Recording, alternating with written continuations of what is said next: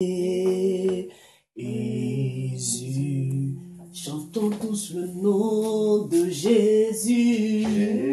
Jésus, le roi de rois. Oh, Jésus, Jésus, Jésus, le nom de notre Sauveur, Sauveur, Sauveur. Oh, oh, oh. Amen. Amen. Je vous salue dans le nom de Jésus. Bonsoir et bienvenue dans la présence de Dieu. Tu vas saluer ton frère et tu vas lui dire que sois heureux de saluer un original comme moi.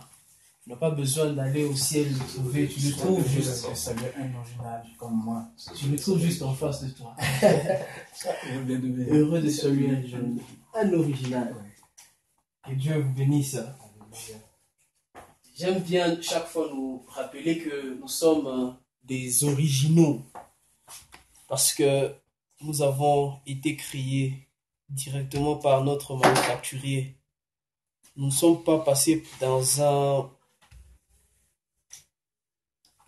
une société de piratage. Nous sommes directement des originaux. Alors, nous bénissons les seigneurs. Je veux prier. Éternel Dieu, nous bénissons ton seul nom. Nous te rendons grâce de ce que tu es le Dieu qui organise toutes choses et que tu ne fais jamais rien au hasard. Tu fais toutes choses avec un objectif. Seigneur, je prie que je sois un instrument que tu utilises ce soir pour bénir ton peuple. Seigneur, donne-moi l'esprit de la révélation et donne-nous l'esprit de la compréhension de ta parole. Seigneur, aide-moi à rendre cette parole aussi simple que possible, de sorte qu'elle soit bien comprise par ton peuple et que, au travers de cette parole, que tu puisses restaurer ton peuple, que tu puisses nous restaurer, nous édifier encore et encore davantage. Je crois que par cette parole, tu vas changer notre manière de réfléchir, notre manière de voir les choses. Je crois que par cette parole, tu vas nous emmener à voir les choses selon que tu vois. Gloire te soit rendue dans le nom de Jésus-Christ, notre Seigneur. Amen. Ce soir, dans cette session, Dieu m'a mis à cœur de parler du principe de la sémence dans le royaume de Dieu. Je préférerais que vous vous asseyez là-bas, de sorte que je puisse vous voir dans les yeux. Amen. Je souhaite, Dieu m'a mis à cœur, comme je disais, de parler du principe de la sémence dans le royaume de Dieu. Ça fait bientôt un mois, ou je ne sais pas, un mois et demi, que je méditais toujours sur ce thème. Ça fait très longtemps que je médite sur ce thème. Et aujourd'hui, j'ai eu à cœur de nous parler de ce thème. Le principe de la sémence dans le royaume de Dieu. Dis à ton voisin, le principe de la sémence dans le royaume de Dieu. Le principe de la sémence dans le royaume de Dieu. N'aie pas honte de dire ça à ton voisin. Le principe de la sémence dans le royaume de Dieu. Le principe de la sémence dans le royaume de Dieu. Avant tout, j'aimerais expliquer ce que c'est un principe. Un principe, c'est une proposition fondamentale au travers duquel on se fixe un point par lequel nous allons agir. Un principe, c'est aussi une base sur laquelle repose l'organisation de quelque chose qui en régit le fonctionnement. Par exemple, nous avons étudié en physique le principe d'Archimède. C'est un principe selon lequel on met un corps sur l'eau et il y a une pression qui quitte le dessous de l'eau, qui frappe sur la partie inférieure de l'eau, ce qui permet à un corps de flotter sur l'eau. C'est un des principes que le constructeur des bateaux utilise pour maintenir un bateau sur la surface. Il y a plusieurs principes. Je disais qu'un principe, c'est une base sur laquelle l'organisation de quelque chose doit en régir le fonctionnement. En d'autres termes, un principe, c'est quelque chose qui ne va jamais changer. C'est comme une loi établie qui ne change jamais. Un principe, vous pouvez vouloir le suivre ou non, mais il reste un principe. Que vous soyez musulman, que vous soyez chrétien, bouddhiste ou hindou, un principe reste un principe. Par exemple, nous avons un principe de la gravité. Vous pouvez dire non, moi aujourd'hui je vais prendre 50 Bibles avec moi. Oh, je veux parler en langue, moi je parle en langue. Si vous montez sur un bâtiment de 16 étages, de 10 étages, et que vous êtes au-dessus, vous dites, moi je vais maintenant me lancer parce que moi je prie le Seigneur Dieu Tout-Puissant. Vous vous lancez, je vous assure que vous allez vous écraser par terre. Parce que c'est un principe. Un principe, il existe toujours. Et Dieu est un Dieu qui fonctionne avec les principes. Parce que c'est lui qui établit même les principes. Et au travers de ce livre que nous appelons la Bible, que nous avons comme la constitution du royaume de Dieu, il y a ce qu'on appelle des principes. Et aujourd'hui, je vais nous apprendre un ou deux principes selon le thème que j'ai dû énoncer au début. Je disais qu'un principe aussi, imaginez-vous, vous payez un véhicule. Selon les constructeurs ou soit les fabricants d'un véhicule, il dit que le véhicule que j'ai fabriqué, il doit fonctionner avec de l'essence. Voyez-vous? Ça, c'est le principe. Pour que cette voiture puisse fonctionner, il faut y mettre de l'essence. Alors, vous pouvez vous dire, ok, moi, j'ai pas vraiment besoin de l'essence. Moi, j'aime trop le jus, le multifruit, c'est ce que moi, j'aime beaucoup.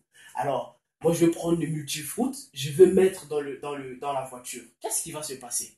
La voiture, elle va pas dire que parce que vous aimez le jus et vous devez mettre le jus pour que la voiture puisse fonctionner.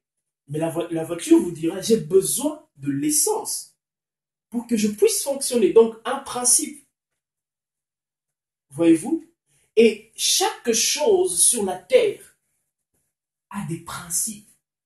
Les principes font de notre vie une vie simple. Et au travers des Écritures, Jésus-Christ nous a aussi enseigné beaucoup de principes. Voilà pourquoi à un moment il dit aux disciples que je vous donne les clés du royaume. Il n'a pas dit je vous donne la clé du royaume. Il a dit les clés du royaume. Et une autre fois, lorsque nous aurons le temps, nous allons prendre les clés du royaume dont Jésus-Christ a parlé. Ce sont les principes, tout justement. Alléluia. Et le thème, comme je l'ai énoncé, j'ai dit c'est le principe de la sémence dans le royaume.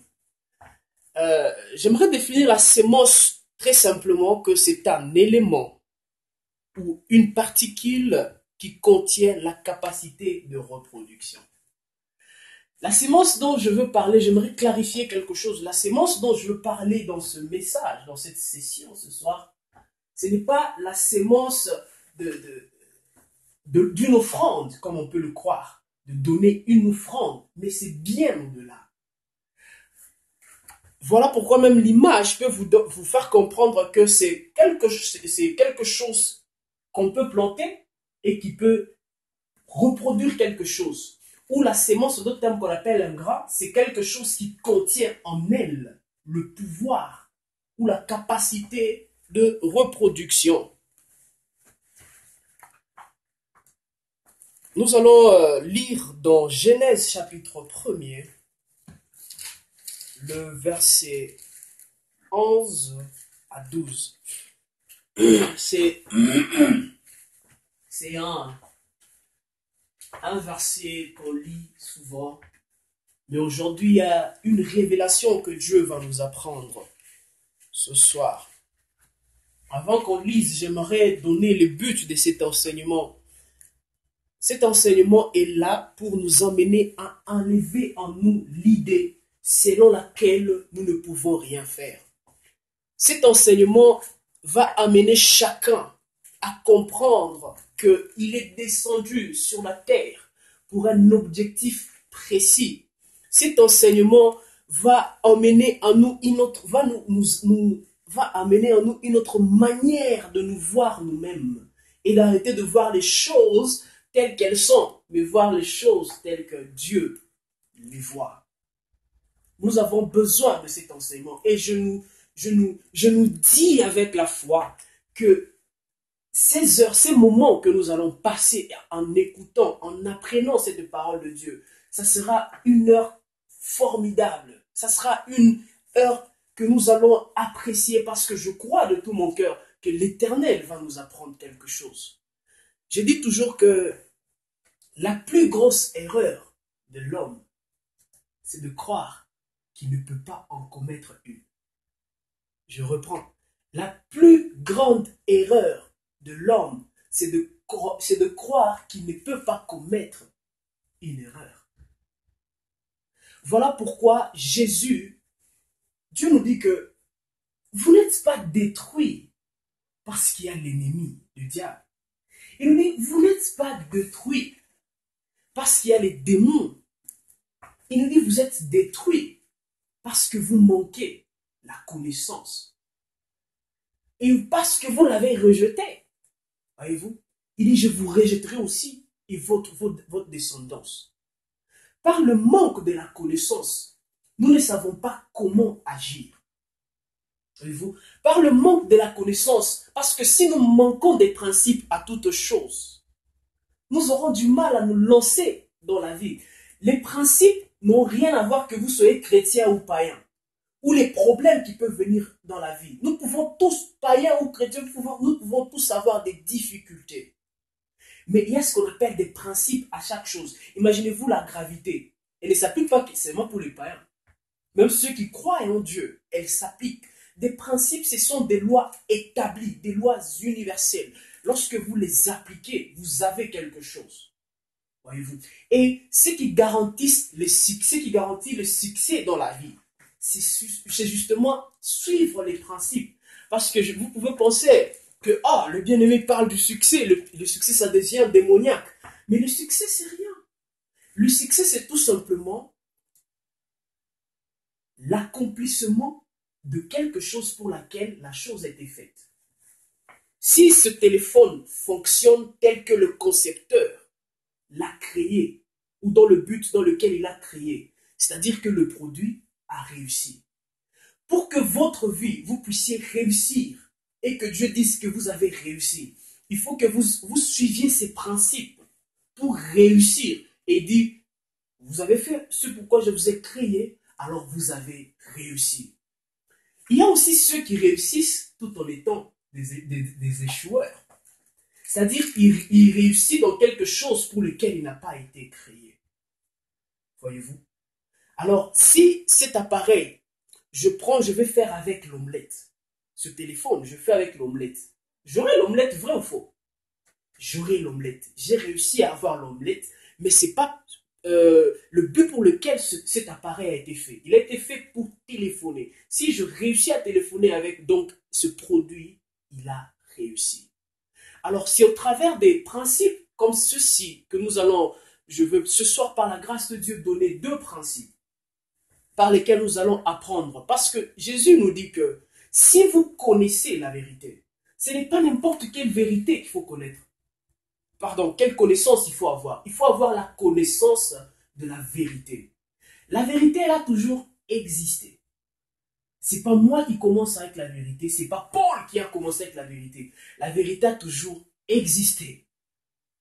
Depuis la fondation du monde. Mais non, lorsque vous la connaissez, c'est alors que vous êtes affranchis. Voyez-vous, voilà pourquoi Dieu, il insiste que son peuple puisse apprendre. Voilà pourquoi Dieu, il insiste que son peuple puisse connaître. Voyez-vous, aujourd'hui, le peuple, il n'a pas besoin qu'on lui rappelle qu'il doit avoir la religion. Là, les enfants de Dieu n'ont pas besoin à tout moment aujourd'hui, les hommes ou les femmes, qu'on leur rappelle que vous avez besoin de la religion, de la religion. Les gens en ont marre. Les gens ont besoin qu'on leur montre Dieu et qu'on leur montre la vie qu'on a dans le royaume de Dieu.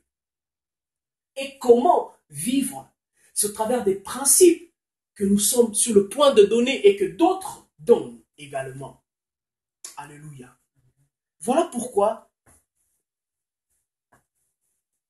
quand j'exhorte à quelqu'un, quand j'explique quelque chose à une personne, je lui dis toujours que parfois on me pose des questions, pourquoi je suis chrétien, je prie, je fais ceci, mais ça ne marche pas. Il y a des principes à toute chose. Non, qu'on arrête d'être trop religieux. On dit, si tu pries, tu fais 15 jours de jeûne. Oui, tu peux faire 15 jours de jeûne, mais il faut qu'on apprenne qu'il y a des principes. Lorsque tu suis tes principes, avec ta prière que tu as priée, le Seigneur va te faire grâce. Alors nous allons lire dans Genèse chapitre 1er, le verset 11 à 12. J'aime bien ce verset. Il va nous apprendre quelque chose ce soir. Je veux lire la parole de Dieu. Lisons. Puis Dieu dit que la terre produise de la verdure, de l'herbe portant de la sémence, des arbres fruitiers donnant du fruit selon leur espèce, et ayant un nœud de la sémence sur la terre. Et cela fut ainsi. La terre produisit de la verdure selon son espèce. La terre produisit de la verdure, de l'herbe portant de la sémence selon son espèce, et des arbres donnant du fruit, et ayant un nœud de la sémence selon leur espèce. Dieu vit que cela était bon. Amen. Amen. On parle, dans ce texte qu'on vient de lire, on parle de la sémence, on parle des arbres selon leur espèce, sémence selon l'espèce. Ce verset qu'on vient de lire, je nous prie que Dieu nous ouvre les oreilles spirituelles afin de comprendre ce message qu'il y a caché derrière ce verset, ce texte qu'on vient de lire. Dieu, aujourd'hui, j'étais en train de mettre des citations, d'essayer de comprendre des citations et de les mettre. J'ai écrit une citation qui est dans le téléphone. J'ai dit que la plus grande déposition que Dieu ait faite dans le système de l'univers, c'est la déposition qu'il a mise en chaque homme. Nous pouvons penser que la plus grande déposition, c'est l'or du Kivu. C'est le coltan du Kivu. Mais la plus grande déposition, elle est dans l'homme. Je nous dirai pourquoi quand on va continuer dans ce message. Ce texte qu'on vient de lire, il nous parle de deux choses que j'ai tirées. Il nous parle de la sémence et il nous parle de l'espèce. Il dit que chacun produise la sémence selon son espèce. Ce texte, je vais le simplifier afin qu'on entre dans le message. Qu'est-ce que Dieu veut nous dire dans ce verset? Il dit que chacune des choses que j'ai créées, j'ai mis dans la chose elle-même la capacité de se reproduire. C'est tout ce que Dieu essaie de nous dire. Dieu dit, écoutez, lorsque j'ai créé une pomme,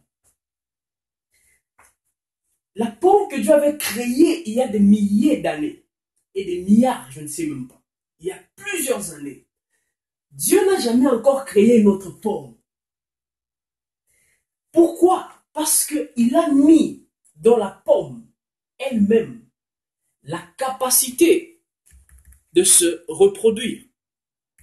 Il a mis dans la pomme la capacité de se reproduire elle-même. Voyez-vous? Dieu, il a créé ce que nous pouvons appeler une mangue ou je ne sais quoi. Dieu n'est jamais encore rentré créer une autre mangue. Pourquoi? Parce que dans la mangue elle-même, il y a la capacité de se reproduire. Nous avons l'image d'une pomme. Dans la pomme, il y a ce que nous appelons une sémence ou un grain. D'accord? Ce que nous voyons là-bas.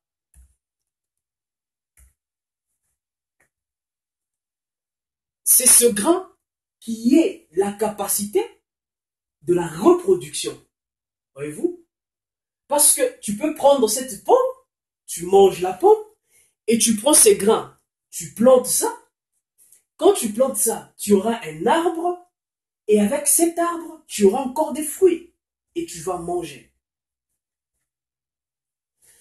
Voilà pourquoi, si tu prends un grain et tu tues un grain ou tu tues une sémence, ce n'est pas la sémence elle-même que tu tues. Tu tues toute une forêt. Pourquoi? Parce que dans cette sémence, tu auras un fruit. Et dans le fruit, il y a une sémence. Et puis, quand tu prends cette sémence, tu as un arbre. Tu as une sémence, tu as un fruit, ainsi de suite. En d'autres termes, ça te forme un champ de pommes. Voyez-vous? C'est pourquoi Dieu, il haït ce qu'on appelle l'avortement. Voilà pourquoi Dieu, il haït ça. Parce que quand les hommes tuent ce fœtus, les hommes, ils voient un fœtus qui meurt, ou un embryon, ou un bébé déjà. Mais Dieu, lui, ne voit pas un fœtus. Dieu, il voit tout un plan mourir, toute une destinée être détruite. Je rentre sur le point de l'homme. Lorsque nous lisons dans Genèse chapitre 1, le verset 27, la Bible, Dieu dit, soyez féconds et multipliez la terre. J'ai étudié ce verset pendant plusieurs temps. Ce verset ne veut pas tout simplement dire ce que nous pensons, nous les humains. Alléluia. Ce verset ne veut pas dire ce que nous pensons. Ce verset veut tout simplement nous dire que, parce que nous les hommes, on pense que Dieu, quand il parle sur ce verset-là, il parle tout simplement de la reproduction des enfants, de la progéniture.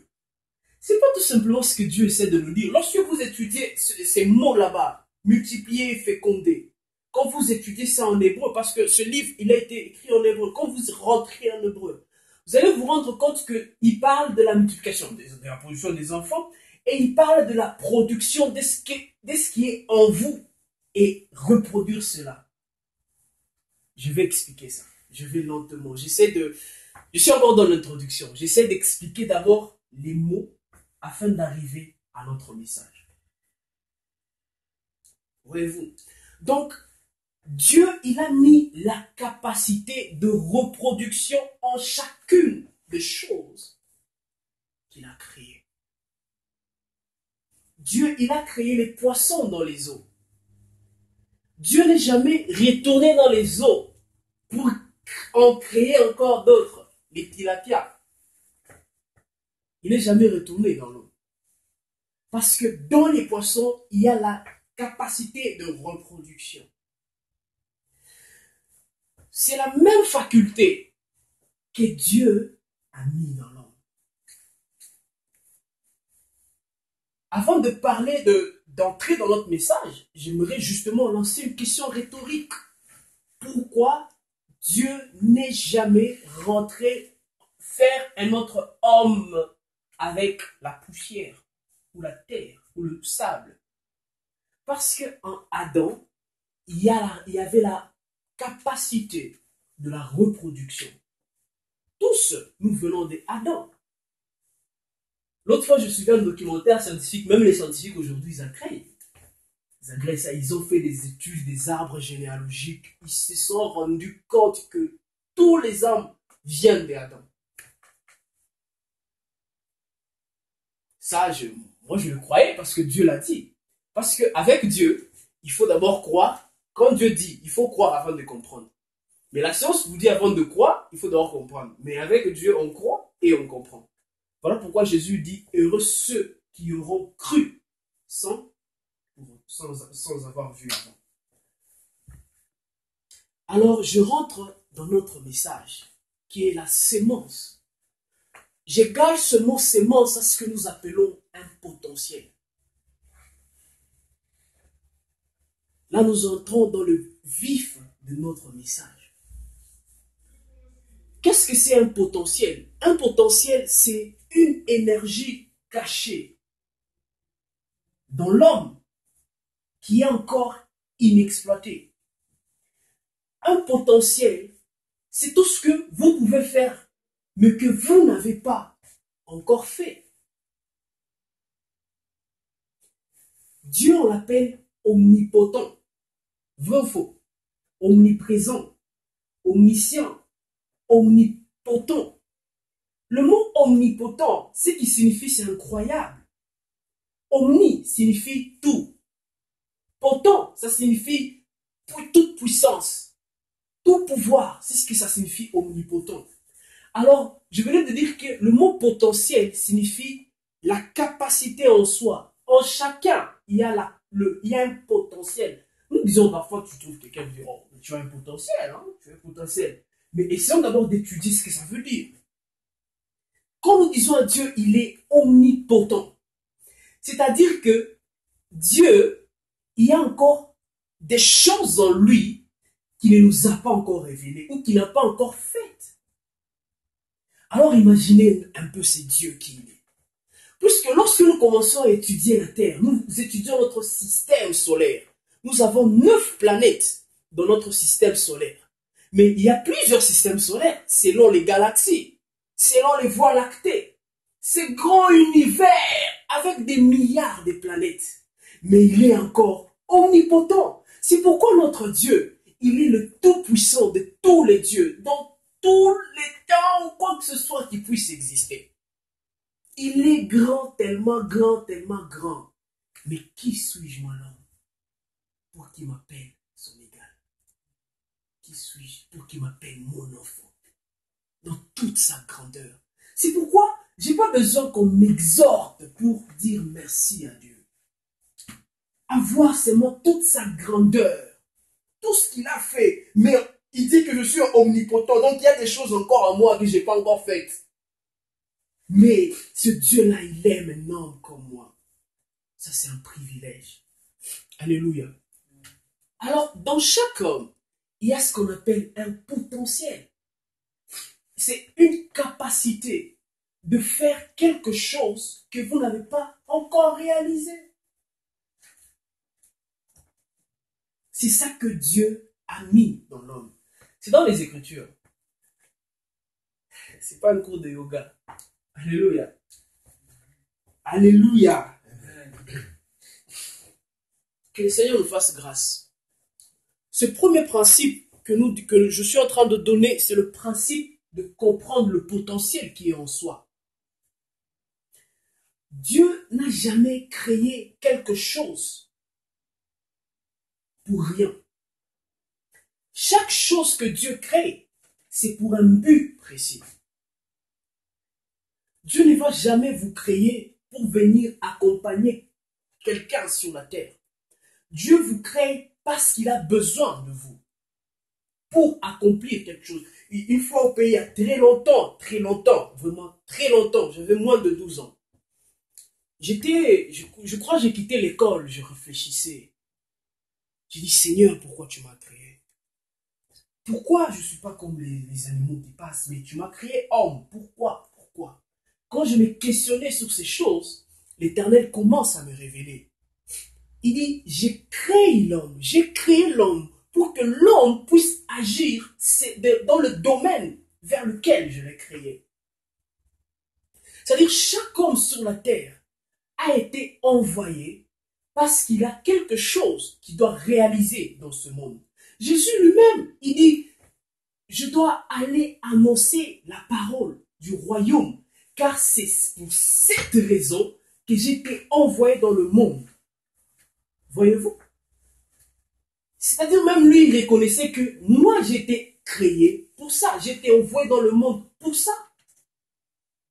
En vous, il y a un potentiel que vous pouvez sortir et quitter du monde dans lequel vous vous trouvez.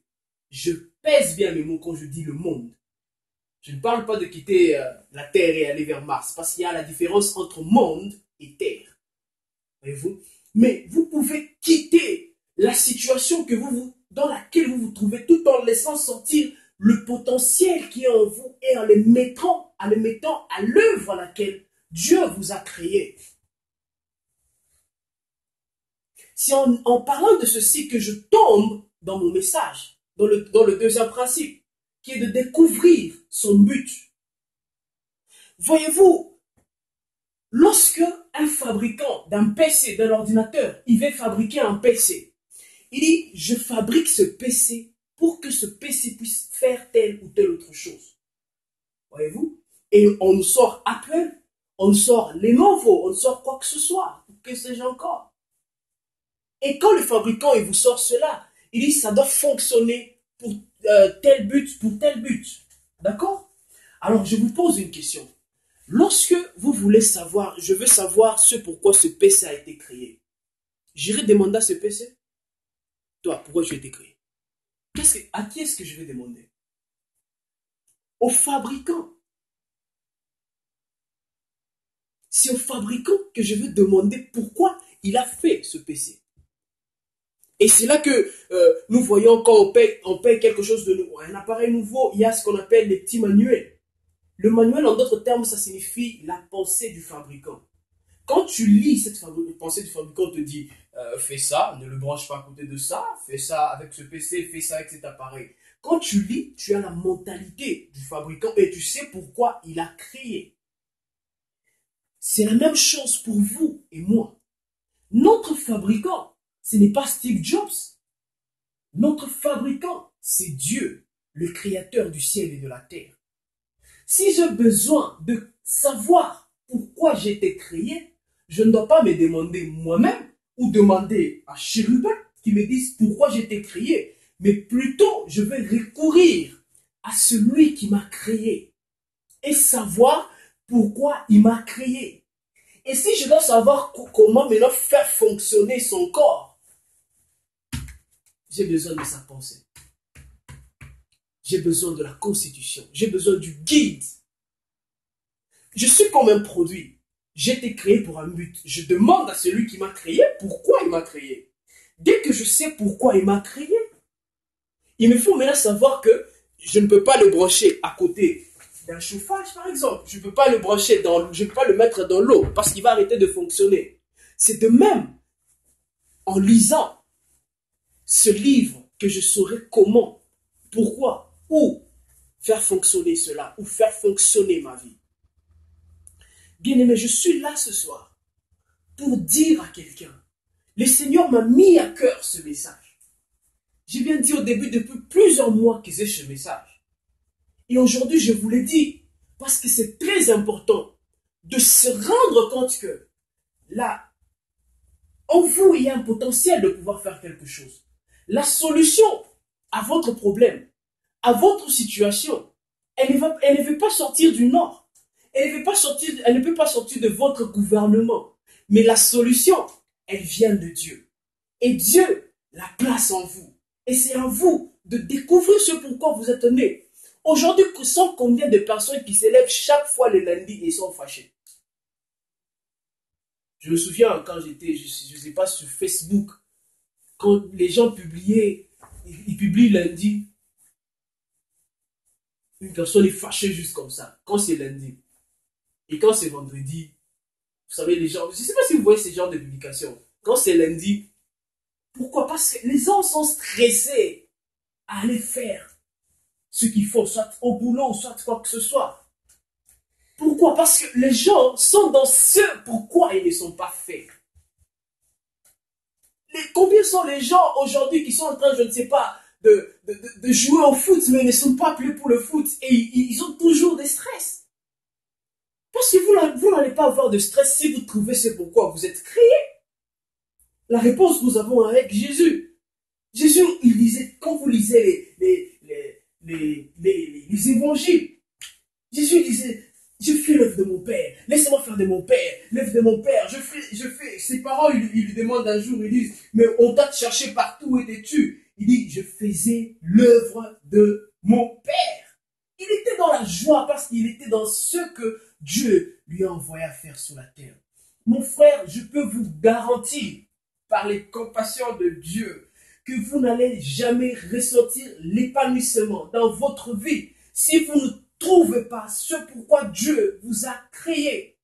Voilà pourquoi beaucoup de gens, ils ont des crises cardiaques, ils ont des soucis, ils ont des dépressions, parce qu'ils ne vivent pas ce pourquoi Dieu leur a créé.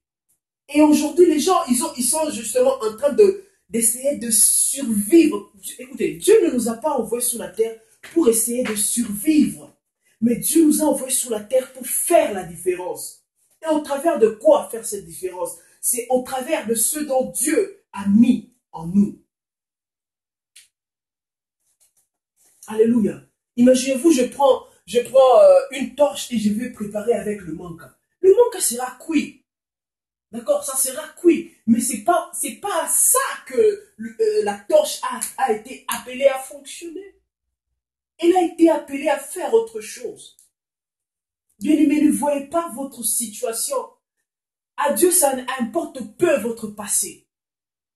Ça lui importe peu. Voilà pourquoi quand tu viens à Dieu, il te dit, mais écoute, j'oublie tous tes problèmes. Je les oublie. Tu deviens une nouvelle créature. Tu n'as pas besoin de commencer à appeler à Dieu. Tu sais, ce jour-là, j'avais péché, j'avais fait ça. Non, Dieu n'a pas besoin de ça. Il a besoin que tu te rendes compte de ta nature en lui.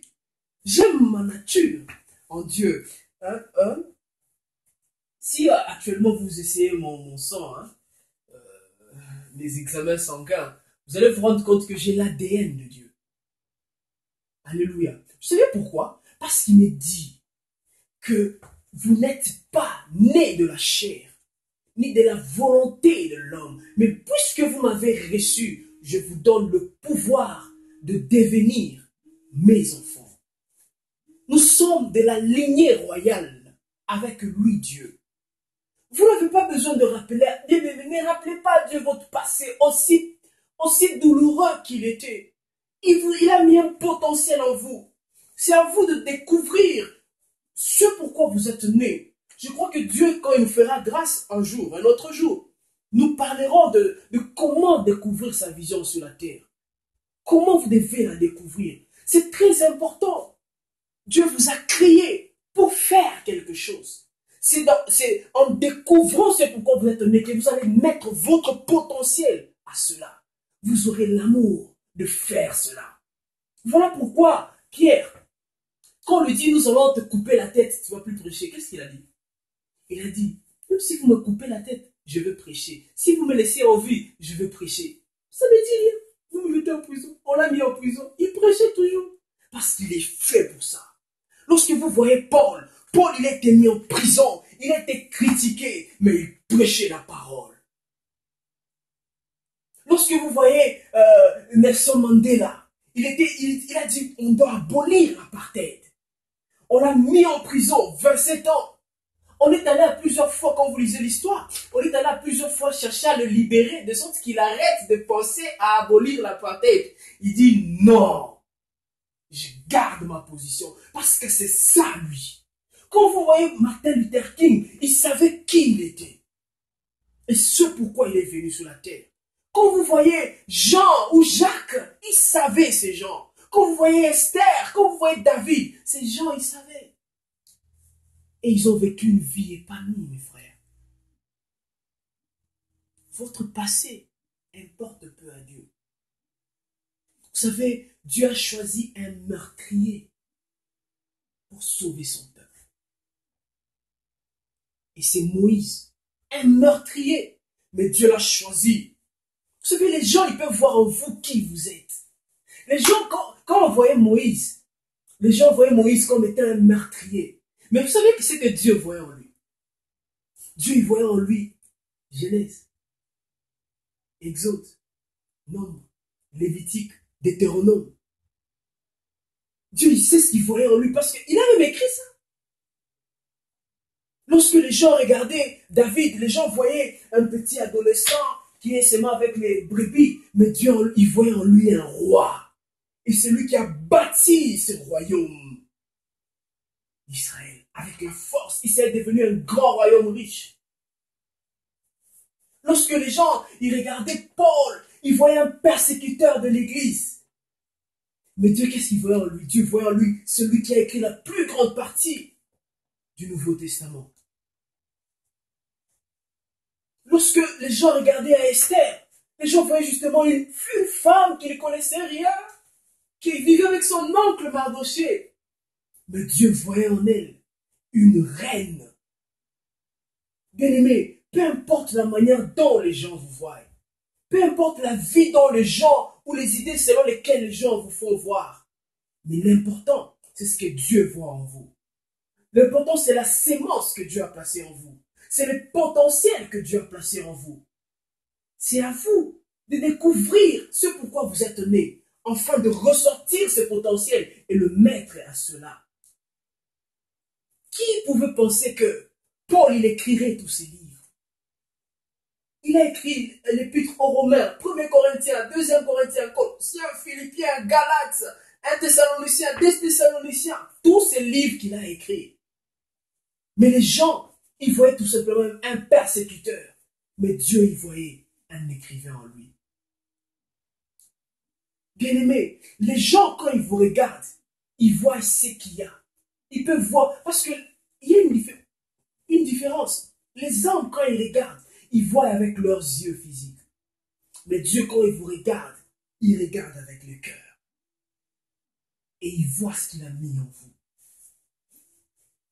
Ne vous sous-estimez pas. Peu importe la manière dont les gens peuvent vous traiter. Peu importe la manière dont les gens peuvent vous caractériser. Cela n'a pas d'importance. Dieu, il a placé quelque chose en vous.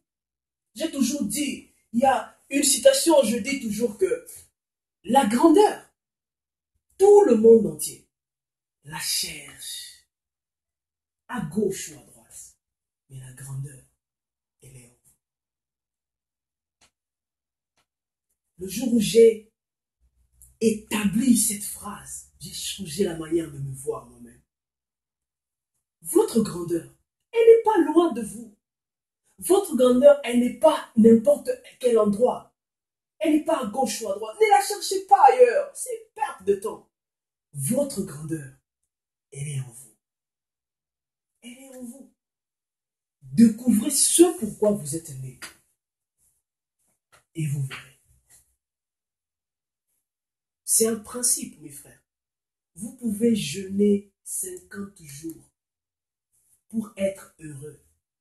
Mais vous ne verrez pas l'épanouissement tant que vous n'aurez pas compris ce pourquoi vous êtes né. Un jour au pays, j'étais à l'université. Un ami me pose une question.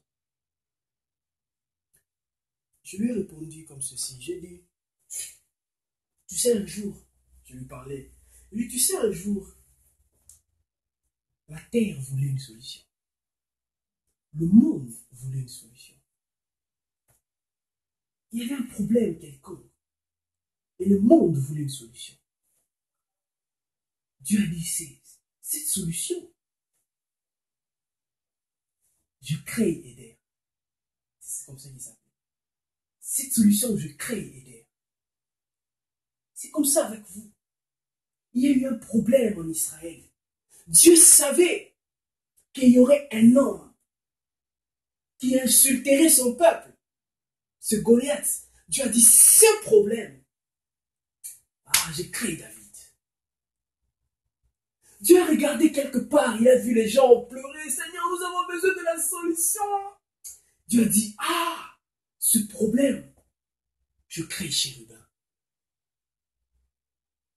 Dieu a dit, ce problème, je crée France, je ne sais qui d'autre. C'est pour ça que vous êtes sur la terre. Vous n'êtes pas un accident biologique. Vous savez pourquoi? Quand vous étudiez la science, on vous dit que lorsque l'homme libère les spermatozoïdes, il y a 5 millions. Un seul arrive à la fécondation. Un seul. C'est vous. Vous voyez comment Dieu vous aime. Vous voyez comment Dieu vous a choisi. C'est pourquoi vous connaissez depuis le ventre de votre mère.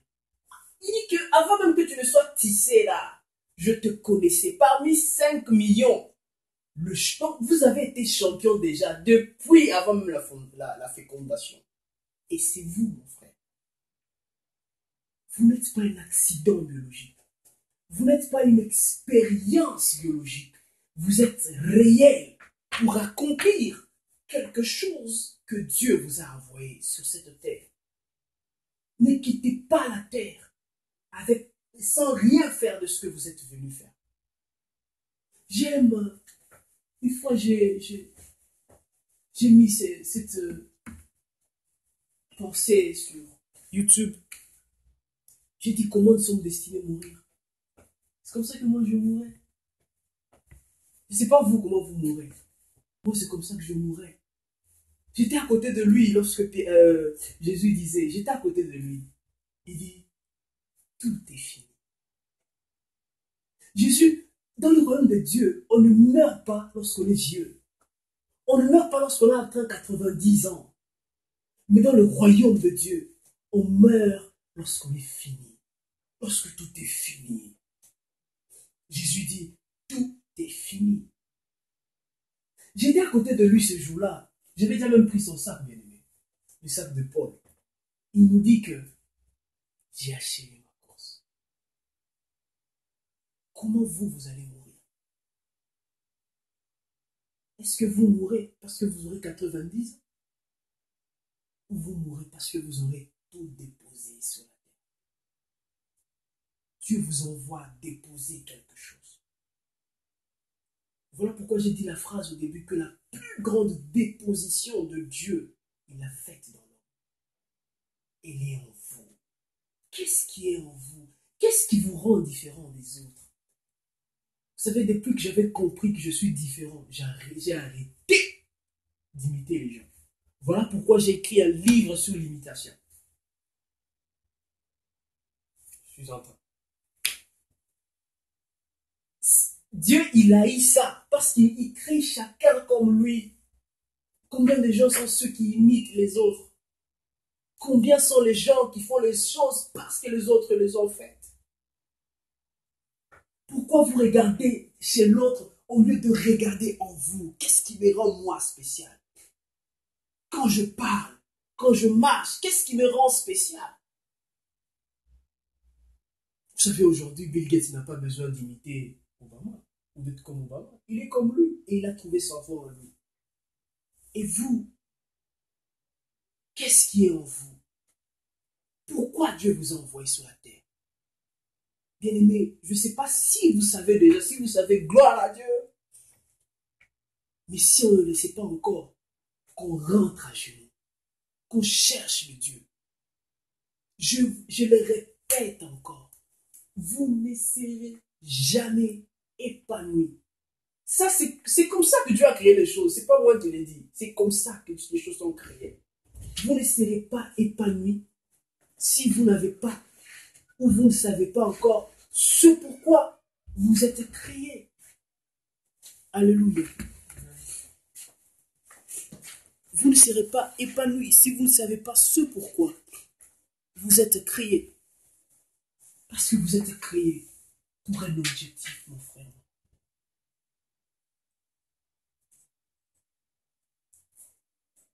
Qui êtes-vous? Qu'est-ce que vous êtes venu faire sur la terre? Délimitez-vous. Tu es venu faire quoi sur la terre? M'accompagner? Voilà. Qu'est-ce que vous êtes venu faire sur la terre? Non, qu'on s'arrête. Qu'on s'arrête. Moi, je discutais un jour avec quelqu'un sur un Skype, avec une amie. Je lui dis, il faut qu'on regarde un peu les messages que nous apprenons, ou les messages que nous donnons aux gens. C'est bien. La religion nous prêche que la religion nous enseigne à être à l'aise avec les stress. La religion nous enseigne à être à l'aise dans la maladie. Il y a quelque chose, j'étais un peu souffrant. Ah, j'en avais marre. Je me suis arrêté. J'ai dit ça au bien-aimé, je crois que je vous ai dit aussi. Je me suis arrêté. J'ai misé ma propre vie avec la foi. Ma propre vie. J'ai dit, Seigneur, si ça continue, alors prends-moi. J'étais là à 8 heures du matin. J'ai dit non. J'avais très mal à la tête. Un mal terrible. J'ai dit, Seigneur, soit tu me prends, soit je guéris. Entre les deux, choisis. Ah, j'ai aimé la réponse de mon roi. Il m'a dit, tu n'as pas encore fini. Et après m'avoir dit ça, bien-aimé, il m'a dit, tu es guéri. Automatiquement, c'est pourquoi je faisais même taquiner ce jour-là. J'ai été guéri ipso facto. C'était fini.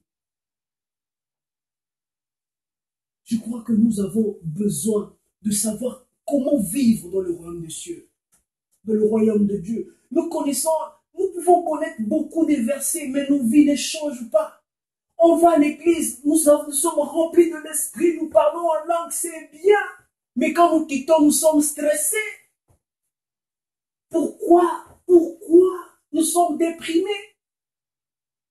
Je crois que nous avons besoin d'étudier les principes qui sont dans notre constitution. Je crois que nous avons besoin de savoir les choses que Dieu veut que l'on sache. Si nous vivons mal, ce n'est pas la faute de Dieu, parce qu'il nous dit, vous périssez parce que vous ne voulez pas apprendre. Vous périssez parce que vous avez rejeté la connaissance.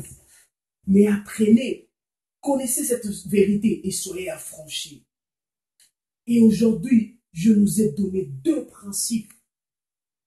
Le principe du potentiel et le principe du but. Sur le but, un autre jour, je parlerai sur comment trouver le but pour lequel on est né. En vous, il y a un potentiel. Il y a quelque chose que rien que vous pouvez faire.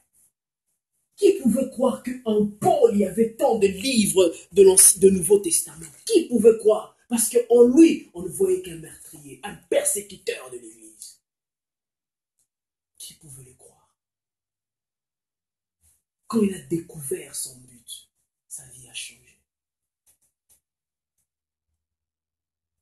Quand vous découvrez ce pourquoi vous êtes né, personne ne peut vous arrêter. Personne. Personne. Posez-vous la question, pourquoi je suis venu sur la terre? C'est bien. Nos religions nous prêchent, oh, il faut monter au ciel, il faut s'apprêter à monter au ciel. C'est bien. Si j'ai déjà arrangé avec mon Dieu, je sais que je vais monter au ciel. Mais ce n'est pas demain que je monte au ciel. Je suis encore sur la terre. Mais comment vivre sur la terre? Toujours la vie de stress. Est-ce que Jésus veut que je sois toujours stressé chaque jour? Déprimé? Combien sont les gens qui ont des stress? Combien sont les gens qui ont même du mal à sourire véritablement? Combien sont ces personnes? Je crois que le Seigneur, il a besoin qu'on comprenne ces principes. Aujourd'hui, je nous donne 2 simplement. Le potentiel et savoir pourquoi on est né. Pourquoi vous êtes sur la terre? Pourquoi vous n'avez pas été créé animal, mais vous êtes créé vous? Pourquoi?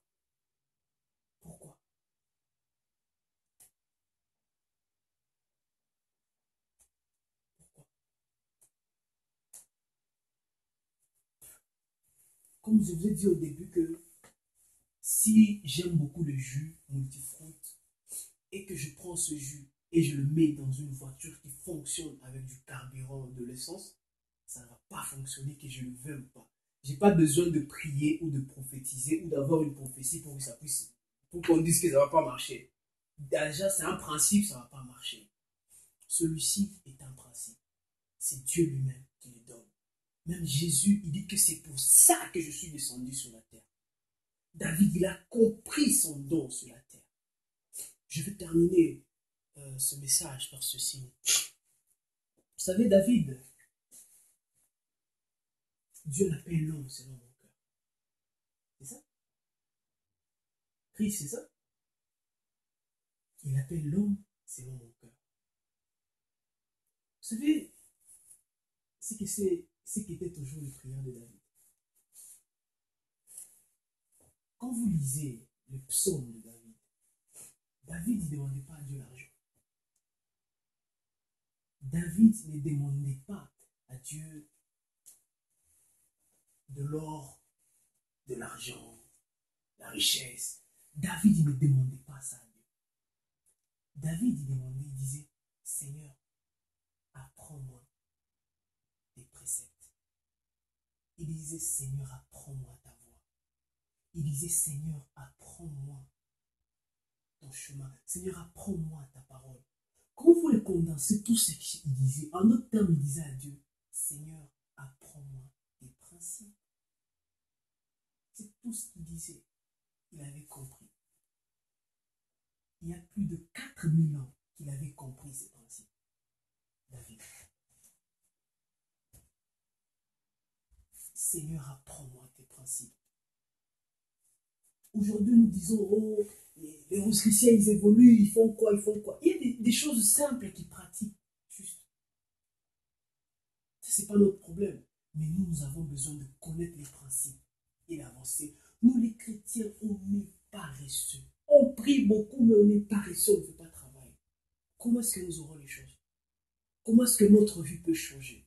On passe des heures à jeûner. Tu as examen demain. Tu jeûnes du matin au soir. Tu es en prière. Tu n'étudies pas. Et demain, tu attends un miracle à l'école. Attends, mon corps. Vraiment. Ce monde est un monde des principes. Dieu nous a fait grâce. Il a collectionné tous les principes ici. Nous avons sa parole. Gardons la parole de Dieu avec nous. Vous savez, quand Dieu il a besoin de restaurer quelqu'un, il envoie sa parole. Lorsque Dieu a besoin de restaurer la vie d'une personne, il envoie sa parole, ses principes. Voilà pourquoi il est écrit que au commencement était la parole. Et la parole était avec Dieu. Et Dieu était la parole. Toutes choses ont été faites par cette parole. Ce mot parole, du grec, ça signifie logos. En d'autres termes, ça signifie idée, pensée. Au commencement étaient les idées de Dieu, qui étaient dans un corps, comme vous lisez dans Éphésiens. Toutes choses sont en Christ. Toutes ces paroles étaient en Christ. Et nous avons besoin de connaître les principes, de connaître la parole de Dieu. Dieu, s'il nous fait grâce, un autre jour, on donnera certains autres principes. Mais aujourd'hui, on en donne tout simplement le potentiel.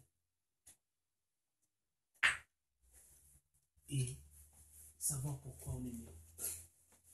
Je sais que peut-être vous aurez attendu au début que je prêche sur nous allons aller au ciel.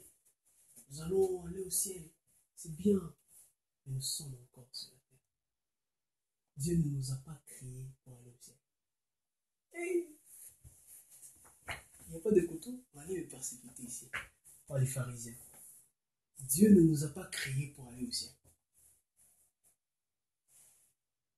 C'est pourquoi? Parce que c'est de là où nous venons. Il dit, je vous envoie dans le monde. Dieu, nous venons de là. Il ne nous a pas créés pour aller là-bas. Il nous a créés pour qu'on fasse sa volonté sur la terre. Après, quand tu finis, quand tout est accompli, alors tu meurs, tu retournes chez lui. C'est pour ça qu'il nous a créés. Alors la religion aujourd'hui, elle nous enseigne à aller là-bas, tout en ne faisant d'abord rien ici, mais elle nous enseigne directement à aller là-bas. Dieu a besoin, il vous a créé, il vous a envoyé sur la terre pour que vous faites ce pourquoi il vous a créé. Après, vous allez retourner chez lui. C'est pour ça qu'il vous a créé. Nous allons lire un dernier livre.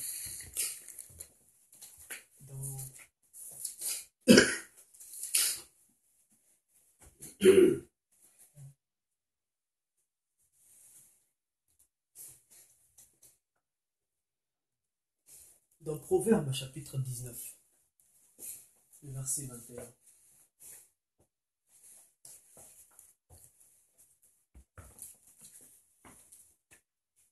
Proverbe 19, 21. Proverbe 19.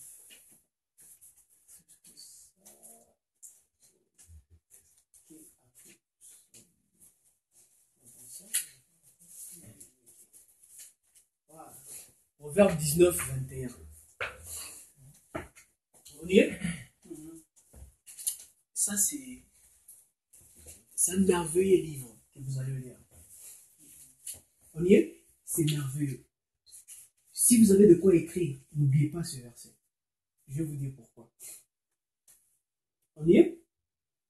On y est? On y est. Tu vas dire à ton voisin, n'oublie pas ce verset. N'oublie pas ce verset. N'oublie pas ce verset. N'oublie pas ce verset. Écoute ce que Dieu te dit. Dieu dit, il y a dans le cœur de l'homme beaucoup de projets, mais c'est le dessein de l'Éternel qui s'accomplit. Bien aimé, lis d'abord dans ta version. Il y a dans le cœur de l'homme plusieurs Excusez-moi, c'est pensées. le verset. Verset 21. 19, 21. Non, on repart. Ça est là justement. Il y a dans le cœur. Je lis au nom du Seigneur. Amen.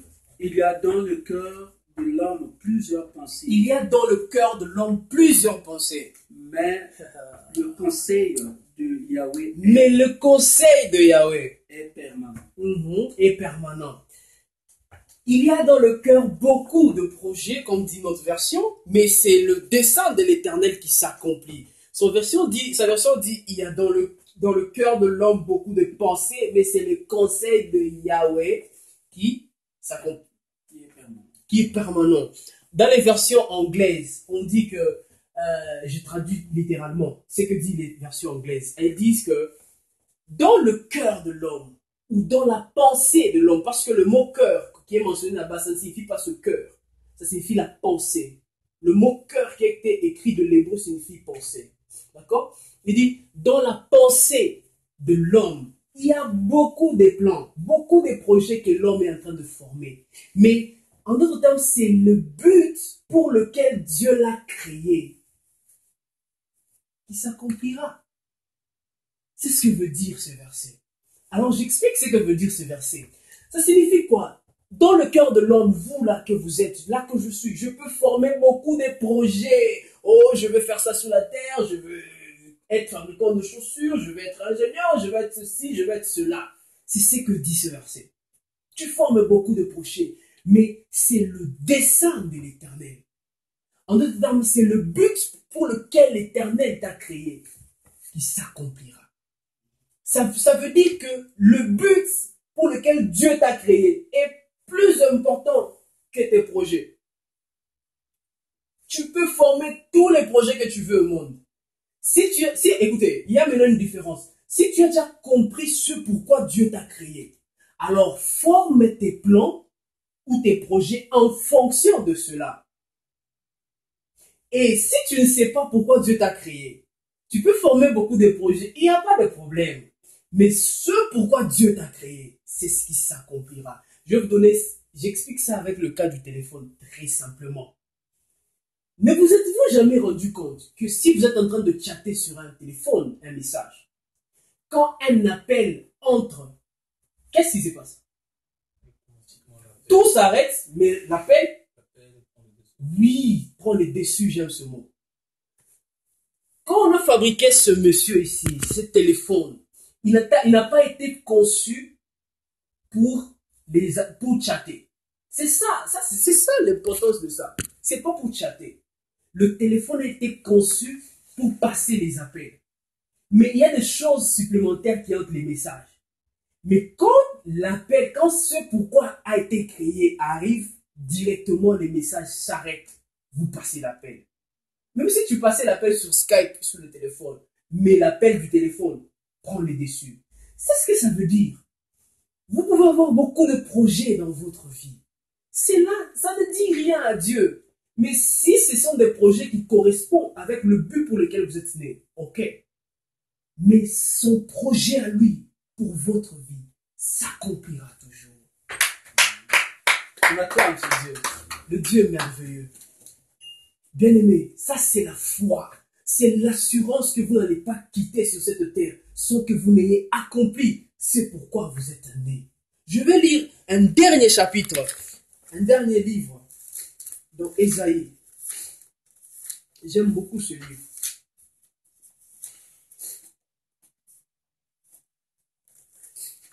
Ésaïe chapitre 46. On va vite s'il vous plaît. Nous avons pris plus que le temps prévu. Ésaïe chapitre 46. Vous y êtes? Verset 8. Ésaïe 46, verset 8. Ésaïe 46, verset 8. Alléluia, on y est? Gaël, tu es? Ésaïe 48, verset 8. 46, verset 8. Ici, voilà. C'est bon? Le premier verset, vous l'avez écrit, celui qu'on vient de lire en Proverbe. Tu l'as écrit? Proverbe chapitre 19, verset 21. Il ne faut pas oublier ce verset. 46, tu vois ce verset qu'on va lire bientôt, ne l'oublie pas. Pour toute ta vie, frère, ne l'oublie pas. Nous y sommes? Ésaïe 46, verset 8. La Bible dit, souvenez-vous de ces choses et souvenez-vous des hommes pécheurs, rentrez en vous-même. Alors, verset 10. Dieu dit, j'annonce. Non, nous commençons par le verset 9. Souvenez-vous de ce qui s'est passé dès les temps anciens, car je suis Dieu. Je suis Dieu, et il n'y a point d'autre. Je suis Dieu. C'est le Dieu que nous sommes en train de servir, ne vous inquiétez pas. C'est pas Bouddha, c'est le nôtre là. Il dit, je suis Dieu, il n'y a point d'autre. Je suis Dieu, et nul n'est semblable à moi. Écoutez maintenant, il dit, ça va nous éblouir. Il dit, j'annonce dès le commencement ce qui doit arriver. Et longtemps d'avance ce qui n'est pas encore accompli. J'ai dit, mes arrêts subsisteront. J'exécuterai toute ma volonté. Alléluia. Je vais expliquer ce que veut dire ce verset. Ça, c'est Dieu. C'est Dieu. C'est Dieu lui-même. Écoutez, c'est que Dieu, on ne doit pas passer notre temps à oublier la présence de Dieu. Dieu, il est merveilleux. Dieu dit ceci. Il annonce ce qui doit arriver. Il dit, j'annonce dès le commencement ce qui doit arriver. Et longtemps d'avance ce qui n'est pas encore accompli. En d'autres termes, ça c'est l'accomplissement. Ça c'est le début. Ça c'est Dieu. Bon, comprenez, c'est pas Dieu. Bon, Dieu est à côté. Non, ça c'est Dieu. Il dit, il annonce ce qui doit s'accomplir. Ça c'est l'accomplissement. Ça c'est le début. Qu'est-ce que Dieu dit?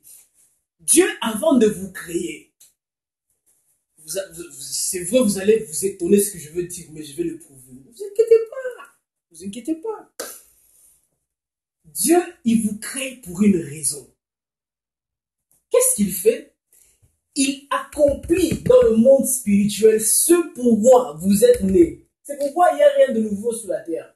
C'est déjà accompli. Ce pourquoi vous êtes nés est déjà accompli. Dieu, il accomplit dans le futur, c'est pourquoi il veut vous créer. et il rentre dans le présent et vous crée. Pour aller juste ici, à l'accomplissement de ce pourquoi vous êtes nés. Voilà pourquoi il dit, on appelle Jésus l'agneau immolé avant quoi? La fondation de quoi? La fondation du monde. Il était déjà immolé avant même que le monde commence. Alors, ça c'est le point A. Ça c'est le point B. Dieu, il a déjà accompli votre point B. Il rentre dans le présent, il vous crée. Et ce que nous appelons ici, ce trajet, ça s'appelle le plan. Dieu, il ne va jamais vous communiquer ça. Mais si vous rentrez à lui, comme je nous ai dit ce soir, que si nous avons besoin de connaître ce pourquoi nous sommes créés, c'est ça. Si tu connais ça, c'est ce que nous appelons la vision de la vie. Si tu as ta vision de la vie, c'est ceci. C'est l'objectif. D'accord? Mais si tu rentres au genou des yeux, tu dis, dis-moi pourquoi tu m'as créé. Il te montre c'est pourquoi tu es né. Vous voyez quand il montrait à David, à Joseph, il montrait à Joseph ses visions quand il sera en train de nourrir sa famille, de diriger sa famille. C'est une vision de ce qu'il verra. Et Dieu, il rentre vous, il vous crée. Quand vous lui demandez pourquoi tu m'as créé, il te montre ça. Quand il te montre ça, ça c'est l'accomplissement, non? Quand il te montre ça, ça s'appelle une vision. Voyez-vous, la vision de votre vie. Et maintenant, cette trajectoire, ça s'appelle le plan. Dieu ne va jamais vous montrer ce plan. Parce que quand il vous montre ce plan, vous aurez peur. Il pourra vous dire non, tu seras trahi par tes frères, tu seras rejeté, tu seras trahi, tu seras mis en prison, tu seras renvoyé par la femme de Potiphar, tu seras tout Seigneur, j'ai peur, je ne veux rien prendre. Ça reste à Dieu. Mais pour vous, vous devez faire le mieux pour rester dans cette trajectoire. Dans cette trajectoire. Et pour vous, pour rester dans cette trajectoire, vous avez besoin de la présence de Dieu.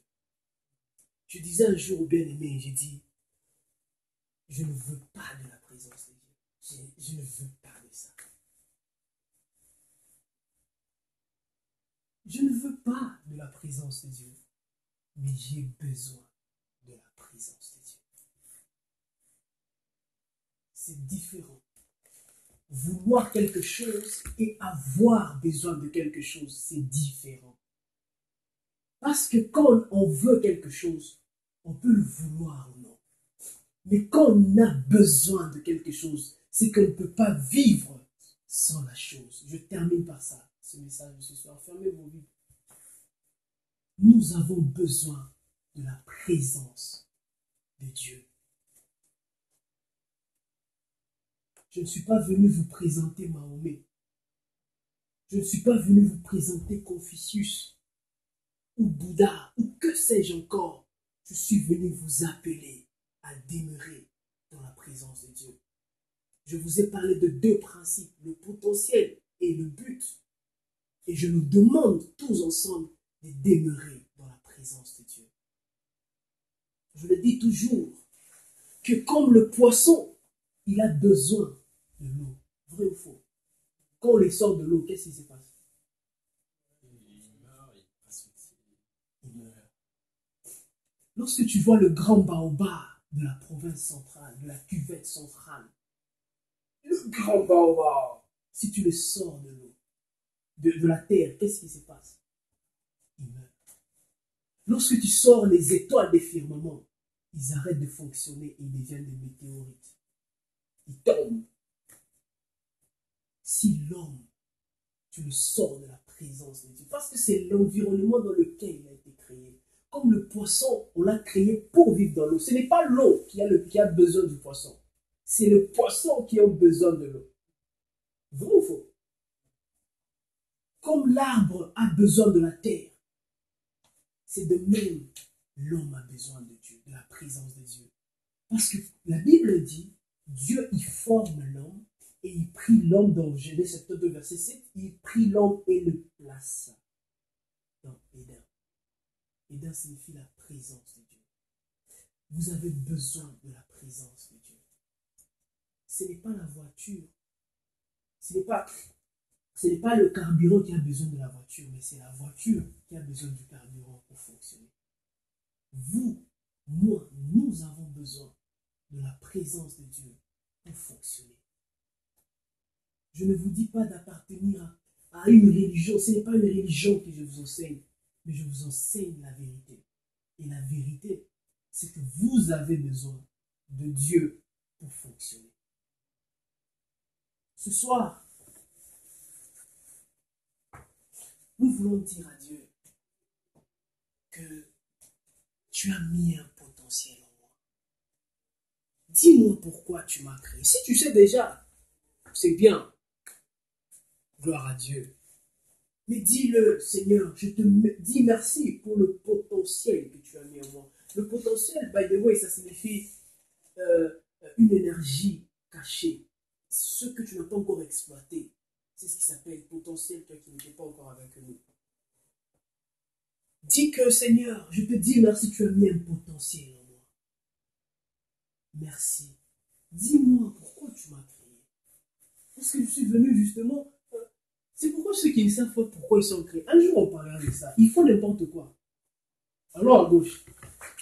Alors à droite. Tu ne sais pas pourquoi tu es créé. Tu vis, juste tu vis. Comme par instant. Il n'y a aucune discipline dans ta vie. Ceux qui ne sont pas disciplinés par rapport à leur vie font n'importe quoi. Mais quand tu es discipliné, tu sais, tu dis, je ne peux pas aller en tel endroit. Non, viens, on va aller nous amuser. Je ne pars pas. Parce que tu te rends compte que ça ne correspond pas avec ce pourquoi tu es né. Quand tu sais pourquoi tu es né, on ne te dit pas de faire n'importe quoi. On peut te dire, mais tu n'acceptes pas. Combien sont les gens qui nous ont surnommés? Yo, combien sont les gens qui ont dit tu ne vis pas? Parce que quand tu sais pourquoi tu es né, il y a des choses que tu n'acceptes plus. N'est-ce pas ça, mes amis? Nous allons dire merci à Dieu que Seigneur, merci pour le potentiel que tu as mis en moi. Et montre-moi, dis-moi pourquoi tu m'as créé. Dis-moi pourquoi. Après, nous lui dirons, Seigneur, je veux demeurer dans ta présence. Comme le poisson a besoin de l'eau, j'ai besoin de toi. Comme l'arbre a besoin de la terre, j'ai besoin de toi. Je ne veux pas de toi, mais j'ai besoin de toi. Et puis, je voudrais très bien dire aux gens qu'on contrôle aussi parfois nos langages. Quand on dit, Théo, j'ai besoin de toi pour vivre, ça n'a pas de sens. L'homme a besoin de Dieu. Quand je dis, bien-aimé chéri, j'ai besoin de toi pour vivre. Quoi? C'est faux. J'ai besoin de la présence de Dieu pour vivre. Voilà pourquoi David, un roi, il savait s'agenouiller et dit, Seigneur, mieux vaut passer une seule journée devant toi que 1000 ailleurs. Il a compris ce principe. Vous n'avez pas besoin d'une religion. L'homme n'a pas besoin d'une religion. C'est quoi la religion? Je suis contre. L'homme n'a pas besoin de la religion. L'homme a besoin de la présence de Dieu. Quand on vient nous prêcher, quand il y a des évangélisations, qu'on dise aux hommes que vous n'avez pas besoin d'une église ou d'une religion. C'est bien d'aller adorer dans les églises, c'est bien, mais vous n'avez pas besoin d'une religion. L'homme n'a pas besoin d'une religion. Jésus n'a pas apporté une religion sur la terre. Il a apporté la présence de Dieu sur la terre. Et pourquoi? Parce que quand vous lisez l'Ancien Testament, on vous dit que l'Esprit de Dieu descendait sur le prophète, comprenez bien, le prophète prophétisait et l'Esprit de Dieu répartait. Mais après Jésus, l'Esprit vit avec nous. Parce qu'avant, le corps, il y avait le péché. L'Esprit de Dieu ne vit pas là où il y a le péché. C'est pourquoi il descendait sur eux, il prophétise et puis il part.